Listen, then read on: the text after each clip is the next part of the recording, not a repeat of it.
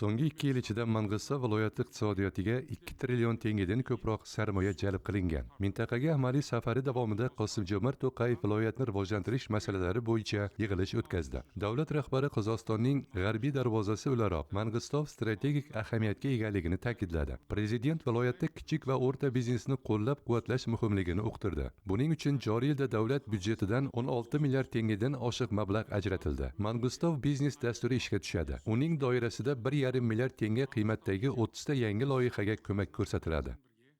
Ақтау теңіз порты арнайы экономикалық аймағы облыстағы kasbkelikni damituga Aqtov dengiz porti maxsus iqtisodiy zonasi mintaqada tadbirkorlik ravnaq topishiga kuchli turtki beradigan markazga aylanishi shart. Bugungi kunda uning hududida 22 ta yangi loyiha amalga oshirilmoqda. Maxsus iqtisodiy zonaga yo'llangan jami sarmoya hajmi 337 milliard tengeni tashkil etadi. Shuning yarmi xorijiy investitsiyalar. Joriy yilda zona maydonini 7 karra kengaytirish reja qilingan. 3,7 ming gektardan 26,5 ming gektarga. Bu to'g'ri qaror. Hokim miz borasida takliflarga ham ega.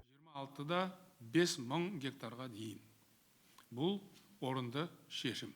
Әкімнің де экономикалық аймаққа қатысты ұсыныстары бар. Davlat rahbari viloyatning transport logistika salohiyatiga alohida to'xtalib o'tdi. Zero, Mang'istov sharq va g'arbni, shimol va janubni bog'lovchi asosiy xalqaro transport yo'laklari o'zaro tutash yerda joylashgan. Hozirda bu yerda Aqtov va quruq portlarining dengiz infratuzilmasi jadal rivojlanmoqda. Ular Transkaspiy transport yo'nalishining asosiy tugunlari bo'lib hisoblanadi. Xalqaro logistika kompaniyalari mamlakatimizdagi transport sohasiga sarmoya kiritishga qiziqish bildiryapti. Shu sababli hukumat viloyat hokimligi bilan birgalikda chet el biznesi bilan ish olib borishni kuchaytirishi kerak. Биыл Quruq Jetibay taz yo'lini jo'ndeu жұмысы аяқталады. Joriy yilda Quruq Jetibay avtoyo'lidagi ta'mirlash ishlari tugaydi. Turkmaniston yo'nalishi bo'yicha ham transport salohiyatini rivojlantirish lozim. Shu yildan boshlab Jano'zindan Kendirli orqali Turkmaniston chegarasiga qadar yo'l uchastkalarini ta'mirlashga kirishishni topshiraman. Temir yo'l vokzallarini rekonstruksiyalash va modernizatsiya qilish borasida ish boshlangan. Umuman mamlakat bo'ylab 125 ta vokzal ta'mirlanishi reja qilinmoqda. Bunga Mang'istov, Beyneu va Shetpes stansiyalari ham kiradi.